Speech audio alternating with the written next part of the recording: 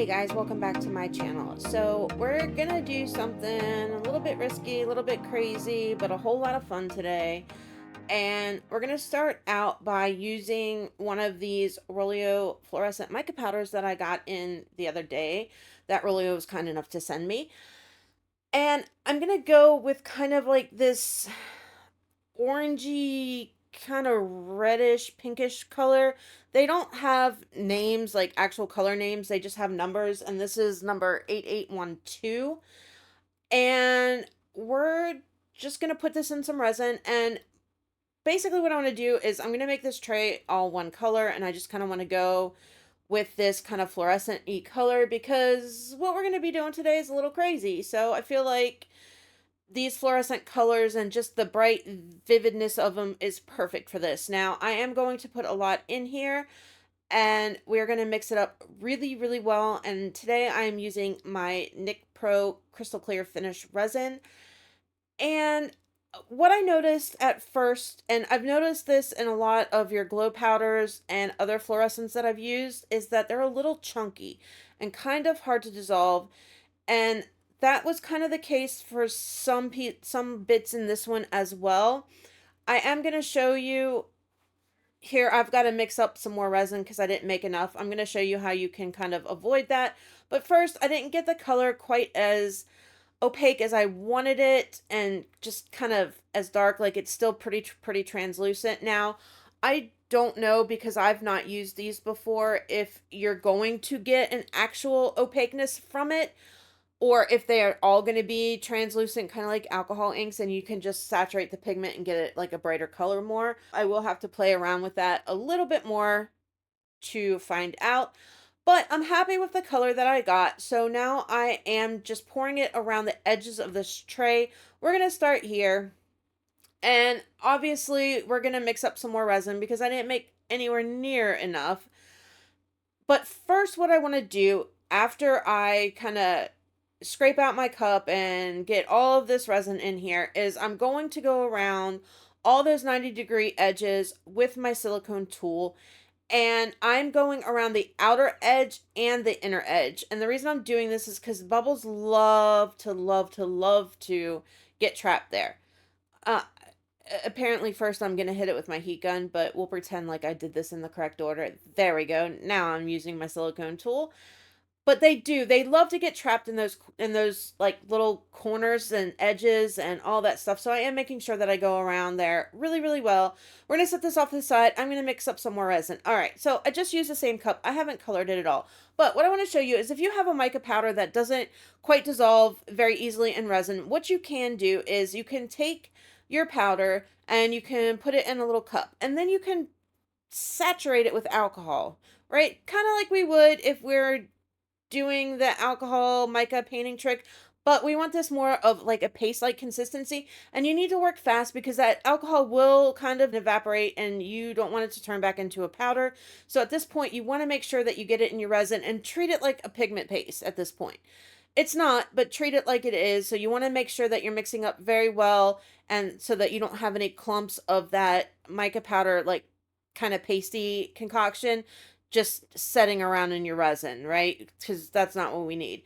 So you do want to mix it up well. You do want to work kind of fast with getting that into your resin. Don't like make it ahead of time and let it sit out because it's not gonna work.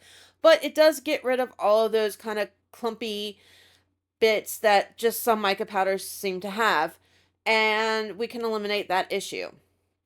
So once I'm done mixing this really, really, really well, I'm then going to just continue filling up my tray. Now, this didn't completely fill it up, and I'm okay with that because at this point I can see the mold. So I know that this is going to be transparent, and I'm kind of playing around with a backing color if I want to continue with a different color on the back that's going to be opaque so that it's not going to be a see-through tray. But I haven't decided at this point, so I'm just going to go with it, let this cure. Now, I have noticed that the sides of my tray, as you can see, they're kind of bowing out a little bit, and that's easily rectified. Just get some silicone or something something hard or, whatever that you can set up against the edge of it just to hold its shape. All right, so 24 hours later, here we are. It's time to demold, and it has cured beautifully. I didn't have any issues with the wonky edges from my tray or my mold bowing out, which is great. And we're just going to take this out of here. All right, so this is a very, very, very, very bright, vivid orange. It's kind of hard. It looks a little muted on my camera, but it is very, very bright, which is perfect for what I have in mind. So, I haven't done this in a while and I want to. We are going to do this. One of my members had sent me, it's actually, I think, a sticker, but I love the picture and it kind of bodes well with my channel, I feel, and just me with it's fine, I'm fine, everything is fine. So, we're going to go with it. And I love it. So all I'm doing now, for those of you who are new and haven't seen maybe some of my other videos, is I am taking some carbon paper, putting it down on my tray, figuring out how I want the picture kind of positioned, and then I'm taping it down so it doesn't move. And then with the carbon paper, they're almost like little dotting tools that you can kind of do your tracing over with, and it's going to transfer that carbon onto your piece, and it does it quite beautifully. I like it because I can't draw. So this is kind of like the next best thing for me. And we're just going to kind of go with it. So as I go through this process and go through the painting process, I'm going to put you guys... No, I'm not putting you anywhere. I'm going to go on mute. I'm going to give you some music to listen to, because you don't need me to talk through it. I've got plenty of videos on here that you guys can check out if you haven't seen me do this before, or you can just watch me do it here and you'll know what I'm doing. Anyway, at this point, I'm going to go ahead and I'm going to jump off. I'm going to put on some music and I will catch you guys on the flip side for the next step. And after this is where it's going to get a little crazy.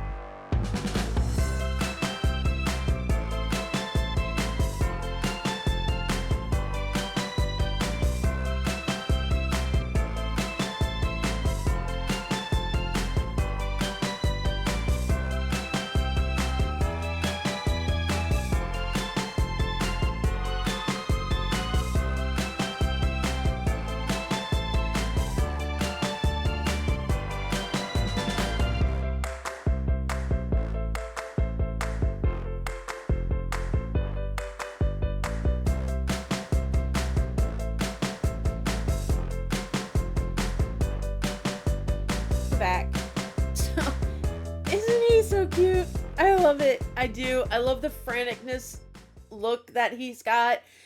And this orange, to me, it's like just all of the frantic type things. Like I just feel this this is me in a nutshell. Like just it's crazy. I love it. Now, if you're looking at the letters and you're like, "Oh my god, that's terrible." Two things. One, I suck at letters. Like I, I guess I can't hold the brush like easy enough. It's funny cuz like writing, I can write beautifully, but to actually like paint letters like this, I can't do it. But I could have very easily gone on my Cricut if I wanted it perfect, but I feel that the kind of messiness, just franticness of the letters that I did, not necessarily on purpose, but that's how it turned out. Like it fits with this. It fits. It's not perfect because there's nothing about this that's going to be perfect. So it just works really well and I think it's just really really great. I really do. All right, so I did decide after painting it that I want to go ahead and I'm going to do a backing on here and I'm going to go black. Now, truth be told, I'm a little worried that it's going to mute the color more than I want it to, but I feel like white is not what I want to do. I want to go black.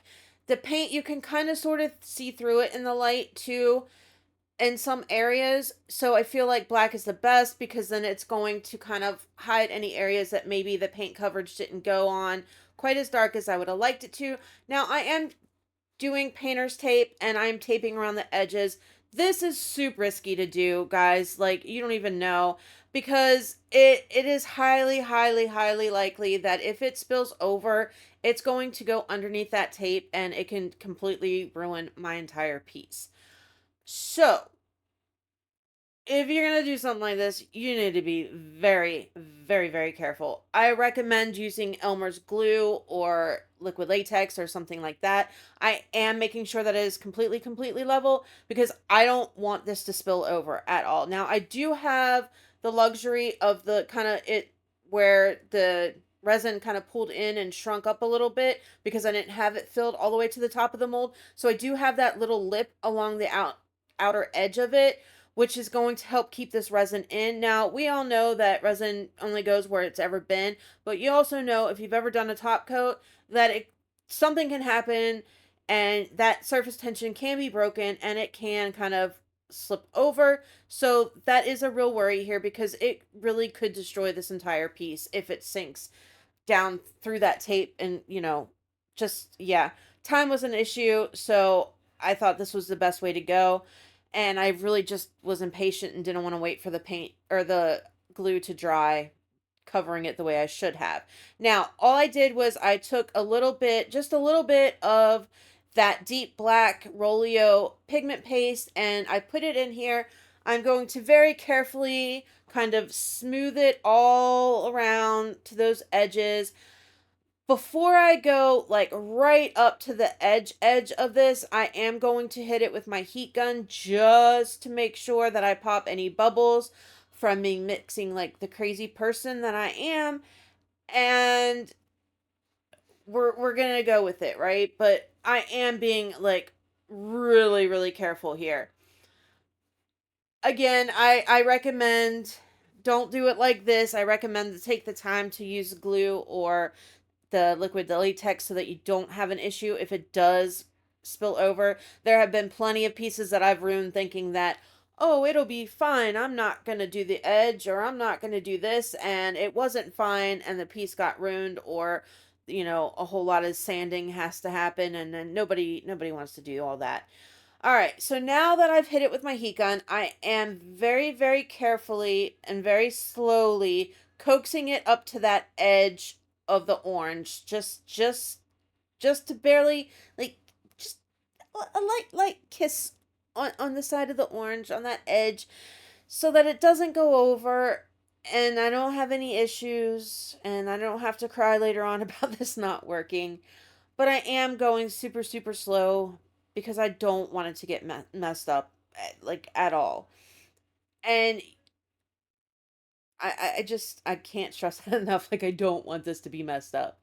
But I am taking my time, and we're just gonna kind of go with it. And I did make sure that, if you put too much on here, you can put so much on that it's going to overflow. Do not spray it with alcohol. At this point, you do not, when you are doing a top coat, you do not want to spray it with alcohol because it will break that surface tension and it's all over from there. Also, I've noticed that sometimes that when you spray with alcohol in the front part, you can get like this weird looking, almost like an oil slick, almost like if it's that Armani blush type stuff, but it's not from the alcohol. So just, yeah, that's why I tend to use my heat gun. All right, so 24 hours later, thank you God I didn't have any issues. Cured beautifully. I didn't have anything leak over any of the sides or anything. It's just perfect. So I'm super happy about that. But I like it. We are not done yet.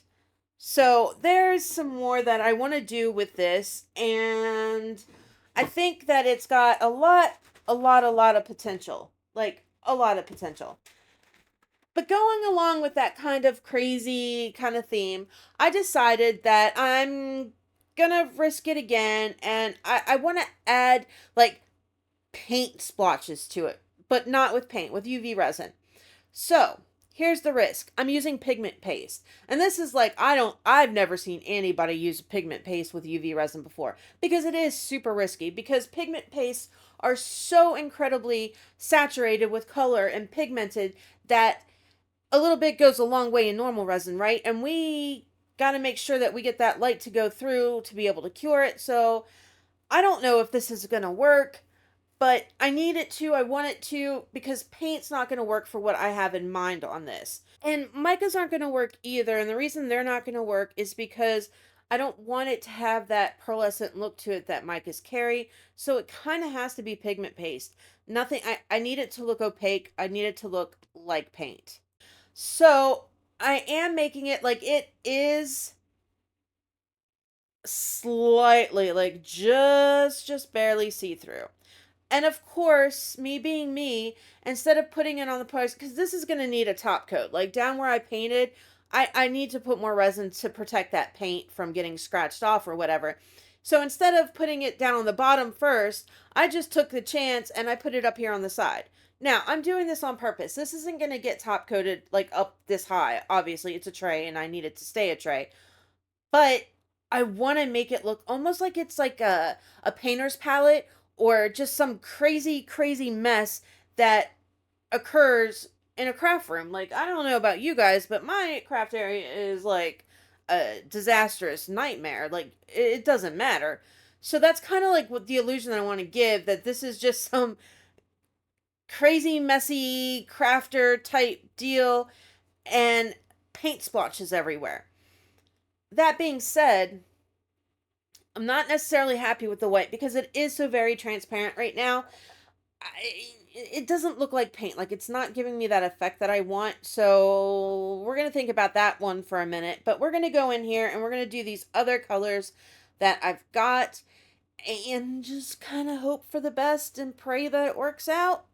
So I'm going in with the green now. Now, when I'm putting this in here, I'm scraping off as much of the pigment paste as I can, right? Because I don't want to waste it.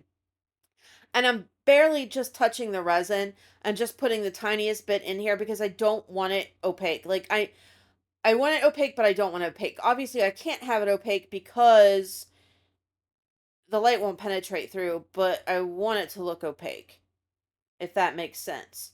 So I don't want it super translucent like that white turned out to be. Now, the green, I added too much pigment paste to it.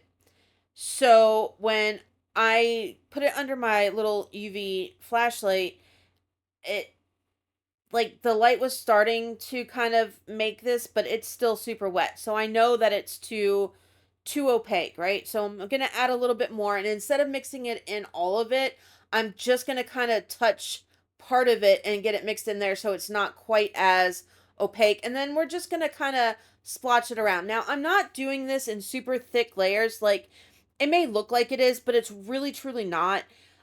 I'm kind of doing it thin, but because I have it so kind of opaque looking, it's the light's still going through it, but it's giving the illusion of paint splatters that I want it to have.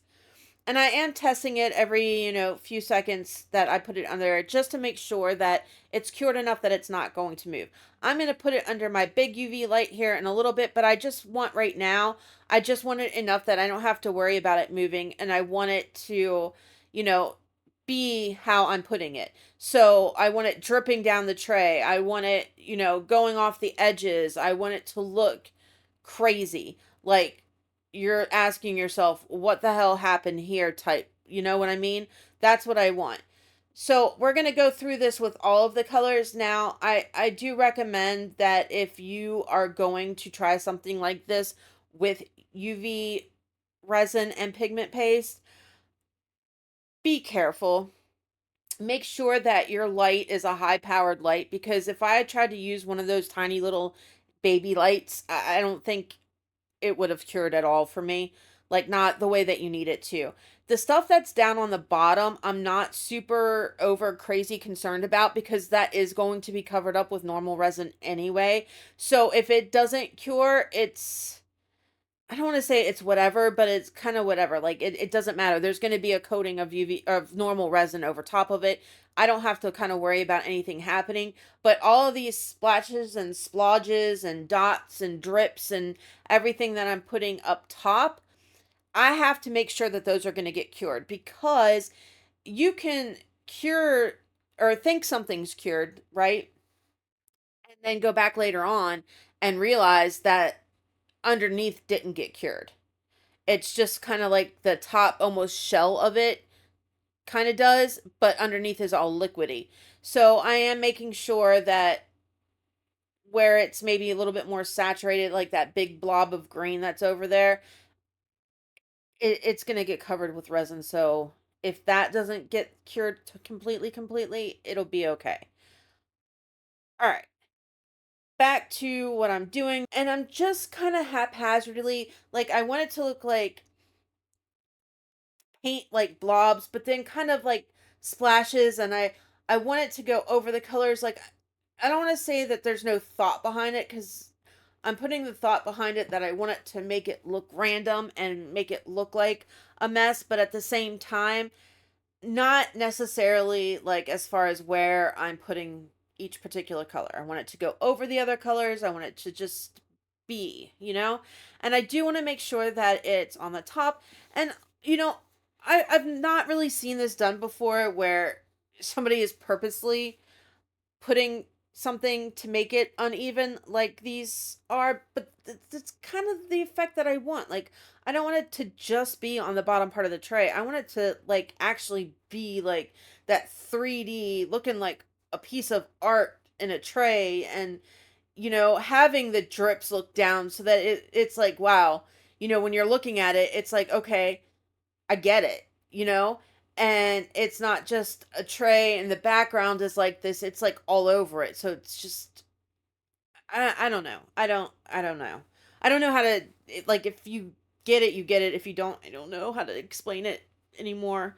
I really don't. So at this point, I've kind of got some of all of my colors on there, but there's certain areas that I'm not really happy about. I feel like it just needs a little bit more. I haven't been happy with that white, so I'm going to take a little bit more UV resin, and I'm just going to go over the white again so that it looks like it's more saturated and more opaque and more white looking, and add a few more splashes here and there, because I feel like I just need a little bit more white. And then we're just going to go in with the other colors again and just kind of splodge them on here and there. Put a little bit more up on the top of the tray where like it actually comes up, just to make sure that it all looks like it's supposed to be. Now I am avoiding the cat and the words. I'm not putting anything over that at all, because that's not where I want it. I don't want to cover that up. I just want to kind of add to all of it, right? And then we're going to let this cure for at least a good 10-15 minutes, just to make sure, because of how opaque that is, that everything is all nice and cured. All right, now it's time for this top coat. So I just mixed up about 60 mils of the Nic Pro resin, and I'm just putting it in here, and we're going to heat it up with our heat gun, pop the bubbles, thin out the resin so that I can just make it move a little bit more easily. Now, the one thing that I do need to pay attention to is that because of the blobs and the splashes and all that, now where it's dripping down the inside of the tray, I'm not necessarily worried about that. I'm not going to cover that. But the part that's on the bottom, I do want to make sure it's completely covered because I do want a flat surface. So I do need to make sure that the amount that I picked, which would be normally enough, just to cover the bottom of the tray, is going to be enough to cover any of those areas where it goes a little bit higher up. And I did get lucky because I didn't think about that at first, that I was going to have to cover those up, but it just so happened that it was the perfect amount. So yay me for that. Edge to edge, corner to corner, all that good stuff. Let's hit it with a heat gun again. And yeah, we're just going to let this cure and hope for the best that I don't have any issues. And that's it. Like, that's it on this one. I had so much fun doing this. Like, it turned out great. I fell in love with this picture as soon as my channel member sent it to me. I was like, oh my God, I have to do this. I want to do something similar, but I'm going to change it up a bit sometime in the future. But yeah, this was a blast. I love how this came together. I think it's super cute. And here we are 24 hours later. Everything is cured. Everything's awesome. I love it. I hope you guys love it too. All right, that's a wrap on this one, guys. Like, subscribe, share, all that good stuff. And I will catch you guys on Thursday in the next one. Love ya. Bye.